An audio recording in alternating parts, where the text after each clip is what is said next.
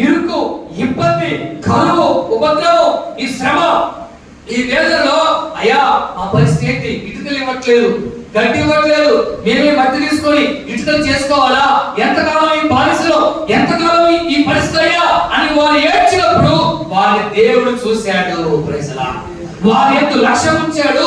వారి కోసం దేవుడు మోషేని పంపించాడు. Praise the Lord. ఇప్పుడు ఇదే సందర్భంలో పేతురు ఉన్నాడు, ఒక్కడే బిక్కున్నాడు, దోణిలో కూర్చున్నాడు.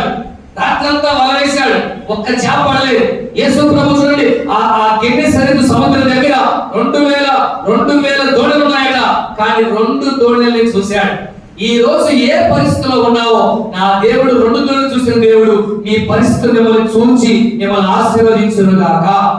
నీ పరిస్థితిని చూచే దేవుడు, లక్ష్యం ఉంచే దేవుడు. మూడోదిగా ఆ దోణిలో కూర్చున్నాడంట. చెప్పాలి గట్టిగా హల్లెలూయా. చూడండి